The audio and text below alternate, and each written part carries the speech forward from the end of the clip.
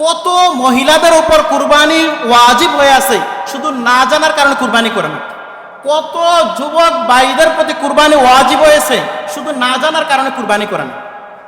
দেখেন, বর্তমানে কারো কাছে যদি, মা বোনের কাছেও যদি স্বর্ণ, রূপা, নগদ টাকা এই সবগুলা মিলাইয়া যদি মাত্র 60,000 টাকা থাকে, কত বলেন না, কত? কি কি মিলাইয়া? স্বর্ণ, রূপা, ক্যাশ টাকা, এই সবগুলা মিলাইয়া যদি কত হয়? 60,000 টাকা হয়, তাহলে তাকে অবশ্যই কুরবানি দিতে হবে, তার উপর কুরবানি ওয়াজিব। এবার বলেন তো যে আমার বউর উপর কুরবানি ওয়াজিব না? চাই দেখেন তো, আপনার বউ কি স্বর্ণ, রূপা আর এই যে তার যে কিছু ক্যাশ টাকা মাকা আছে, এগুলা মিলে সে কি 60,000 টাকার মালিক নাই? দেখেন, কত যুবক ভাই চাকরি করতেছে, তার গোপনে, বাবা মার গোপনে 1 লক্ষ 1.5 লক্ষ টাকা বিভিন্ন জায়গার মধ্যে আছে, নাই?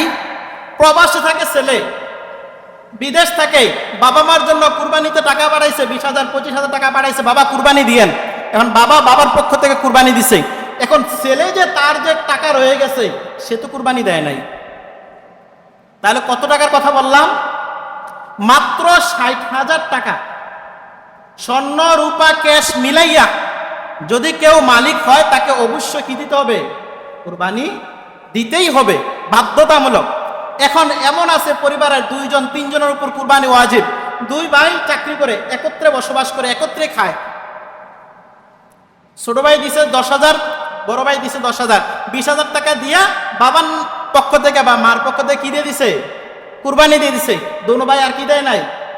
কুরবানি দেয় নাই। বাবার পক্ষে না, বাবারে না কুরবানি আদায় হইলো, এখন আপনাদের কুরবানি। এখন বাবার লুঙ্গি পরা দরকার, দোনো ভাই মিললে লুঙ্গি কিনা দিছেন, এখন কি নিজেরা লুঙ্গি ছাড়া থাকবেন? মানে বাবার লুঙ্গি পরা দরকার, আপনার লুঙ্গি পরা দরকার না। বাবার জামা পরা দরকার, আপনার জামা পরা দরকার না। বাবার উপর কুরবানি ওয়াজিব, আপনার উপর কুরবানি ওয়াজিব না। এমনও পরিবার আছে যেই পরিবারের প্রত্যেকটা সদস্যের উপরে কুরবানি ওয়াজিব। এমনকি অনেকে মনে করে বিয়ে না করলে মনে কুরবানি ওয়াজিব না। অনেকে মনে করে কি, এখনো তো বিয়ে করছি না, আমার কি কুরবানি ওয়াজিব হবে? বিয়ে কুরবানির জন্য শর্ত না, কুরবানির জন্য শর্ত হয়েছে আপনি বালেগ হয়েছেন কিনা, আপনি সাবালক হয়েছেন কিনা, এটা হচ্ছে কুরবানির ক্ষেত্রে শর্ত।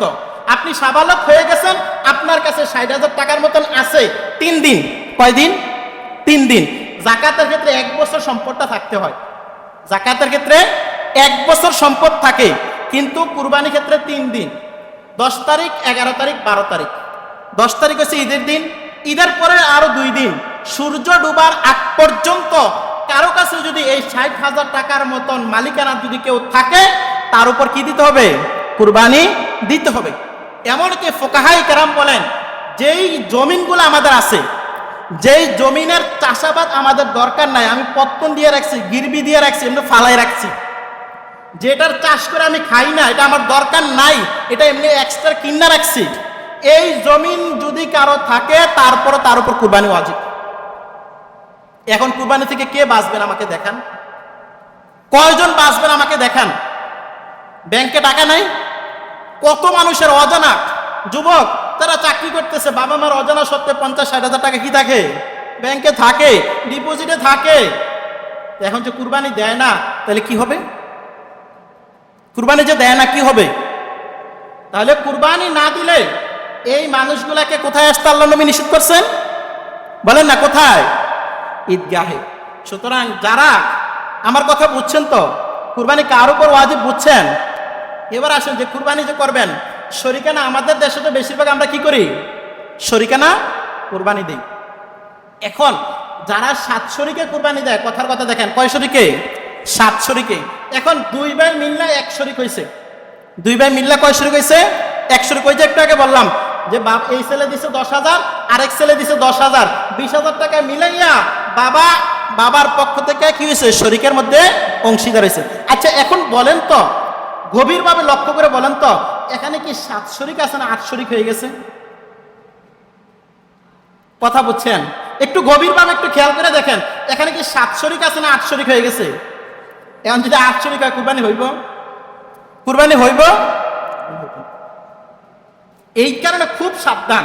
হ্যাঁ, এমন যদি হয় না ভাইয়েরা কিনা সক্ষমতা নাই, টাকা পয়সা নাই, এখন চিন্তা করছে যে আমরা তো সবসময় যদি বাবার পক্ষ থেকে আমরা একটা কুরবানি দেই, এই ভাই দিল কিছু, ওই ভাই দিল কিছু, খেয়াল রাখতে হবে এই ভাইগুলা কিনা টাকার মালিক না, তারপরও কষ্ট করে ব্যবস্থা করে দিছে, তখন বাবার পক্ষ থেকে কি দিতে পারবে?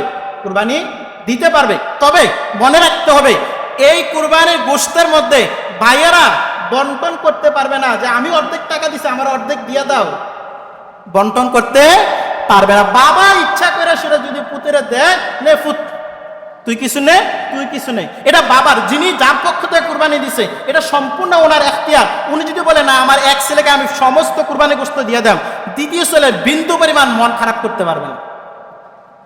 কেন আমাদের দেশে তো এটাই বেশি হয়, একটা কুরবানি দেয়, দুই তিনজনে মিললা, তারপর এটার পর ভাগ ভাগ করে কি দেয়, এই নাও তোমার এই ভাগ, তোমার এই ভাগ। সুতরাং নির্দিষ্ট পরিমাণে যদি ভাগ করে কুরবানি হবে না, কুরবানি হবে না।